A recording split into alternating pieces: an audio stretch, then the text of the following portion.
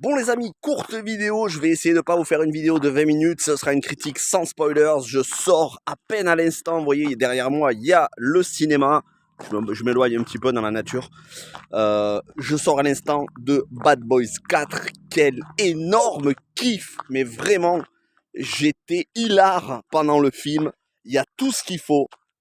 Humour, émotion, action, c'est sanglant par moments, mais on sombre jamais dans la violence gratuite. C'est vraiment le meilleur Bad Boys après le 2.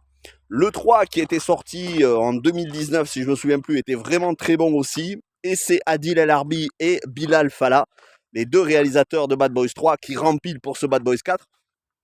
Tant mieux pour eux parce que leur projet Bad Girl, je crois, avait été annulé là, alors qu'ils avaient tourné le film. Bon, moi je ne serais pas allé voir le film, ça ne m'intéressait pas, mais c'est bien parce que au moins ils ressortent un film et je l'espère vraiment, j'espère qu'il va cartonner parce que ce serait mérité.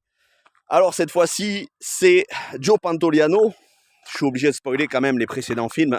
Je ne vais pas vous spoiler l'intrigue, les révélations du film. Mais c'est Joe Pantoliano qui est mort dans le précédent, le capitaine Howard, l'irrésistible et l'hilarant capitaine Howard qui était mort dans le film précédent, qui cette fois-ci avait prévu sa mort et va être accusé de corruption.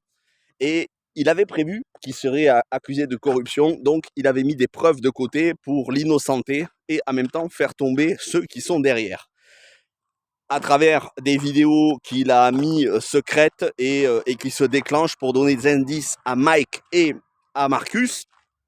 Mike qui se marie au début du film, Marcus qui fait un arrêt cardiaque et qui a une sorte de...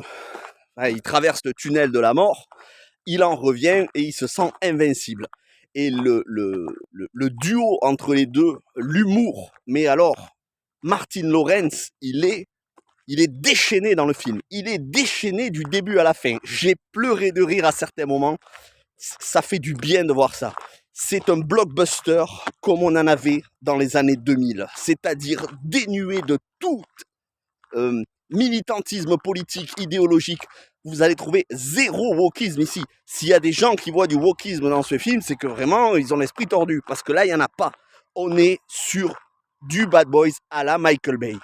Et pourquoi je vous dis que c'est le meilleur après Bad Boys 2 ? Parce qu'en plus, l'intrigue est liée à Bad Boys 2. Il y a des choses qui se passent dans Bad Boys 2 qui vont ressortir dans le scénario de ce film. Et on va retrouver l'équipe mise en place sur le précédent film avec la sublime Paola Núñez qui était dans la série Resident Evil sur Netflix qui n'a pas marché. Son perso était cramé dans la série Resident Evil. Mais là, Rita, la capitaine Rita, elle était déjà excellente dans Bad Boys 3. Elle revient dans ce film. Elle est toujours aussi importante. Elle est excellente. Ainsi que les deux autres, Alexander Ludwig et Vanessa Hudgens. Je suis en train de me faire démonter par les moustiques. Alexander Ludwig et Vanessa Hudgens qui composent le trio avec Paola Núñez. Et bien évidemment, on a Will Smith et Martin Lawrence. Il faut savoir que le film a été fait à la suite de l'histoire de la gifle. Will Smith, on va pas... Putain de moustiques de merde. On va pas refaire tout ce qui s'est passé à Hollywood. À un moment donné, il était presque persona non grata et on se demandait si il allait jouer dans Bad Boys 4 ou pas. Et finalement, il y joue. Il y a des caméos dans le film. Ça fait plaisir. Il y a 2 caméos vers le premier tiers du film. C'est un bel hommage, surtout un des 2 caméos, et l'autre c'est un caméo humoristique. Et on a le personnage de Reggie. Pour ceux qui ont vu Bad Boys 2, Reggie, c'était le garçon qui voulait sortir avec la fille de Marcus, qui a bien grandi, et qui est maintenant un Marines surentraîné, mais il a une des meilleures scènes du film.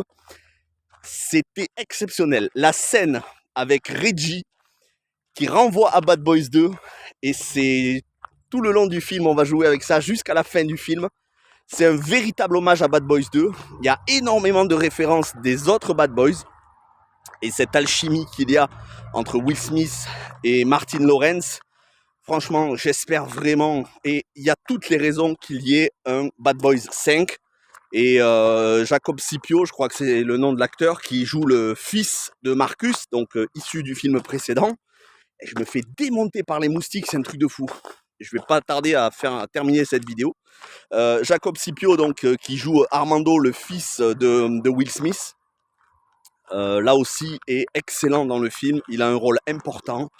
Mais vraiment, l'intrigue principale du film tourne autour du capitaine Howard, de la famille du capitaine Howard, de la famille de sang, sa fille, sa petite-fille, mais aussi de sa famille, parce qu'on ressent un véritable amour de la part de certains, Mike, Marcus et d'autres. On ressent à quel point le capitaine Howard a été important dans cette quadrilogie Bad Boys et dans la psychologie, dans l'affect et dans la personnalité de notre duo préféré. Et ça, c'est un très bel hommage à ce personnage. Et puis, il y a d'autres personnages qui reviennent d'autres précédents Bad Boys. Le méchant Eric Dane, qu'on a vu dans la série The Last Ship.